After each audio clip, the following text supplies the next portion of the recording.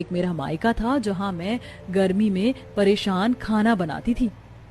अपनी रसोई देखकर सविता को अपने मायके के दिन याद आ जाते हैं, जहां वो पसीने से लथपथ सभी के लिए खाना बना रही होती है।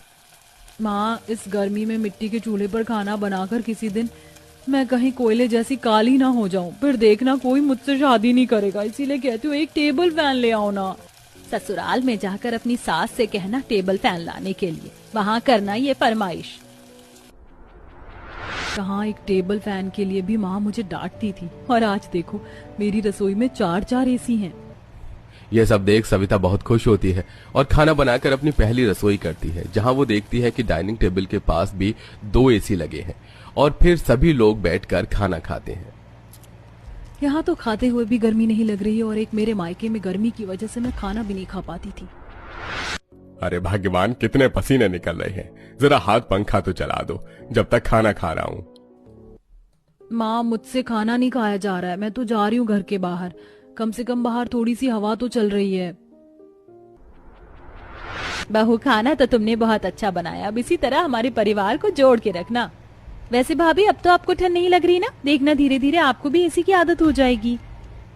एसी से भरे ससुराल में जाकर पहले ही सविता काफी खुश थी, और आज साथ में जब उसे अपने ससुराल वालों का प्यार मिलता है तो उसकी खुशी दुगनी हो जाती है। समय यूं ही बीतता है और एक दिन बाथरूम में। हे भगवान, मैं तो भूल ही गई थी कि मेरे कमरे के बाथरूम में भी 2 एसी लगे हैं। आज बाथरूम कितना ठंडा है, ऊपर से बाहर बारिश भी हो गई। मुझे तो एसी चलाना भी नहीं आता, कैसे बंद करूं? घर में भी कोई नहीं है। एक काम करती हूँ, आज गर्म पानी से नहा लेती हूँ। क्या दिन आ गए हैं मेरे, इतनी गर्मी में घर में एसी होने की वजह से मैं आज पानी गर्म करके नहा रही हूँ, और एक मायके में। माँ, ये पानी तो भट्टी की तरह तप रहा है, तुम मेरे लिए एक बाल्टी पानी निकाल कर नहीं रख सकती थी? पूरे दिन में थोड़ा ठंडा तो होता। अब मुझे फिर से 10 रुपए की बर्फ लानी पड़ेगी। ये सब देख सविता मन ही मन मुस्कुराती है। इसी तरह कुछ दिन बीत जाते हैं और एक दिन सविता के घर उसकी बुआ सास अपनी बहू बेटी के साथ आती है।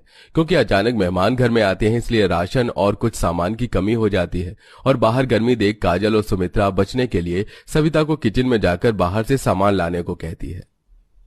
बहू, अनुज से बोल देती मैं चादर, तकिया, कुछ बर्तन, राशन का सामान, फल और तेरी बुआ जी की दवाई लाने को। पर वो क्या है ना कि वो रात में लेट आएगा, और तेरी बुआ जी की आदत है वो दूसरों के घर का सामान इस्तेमाल नहीं करती।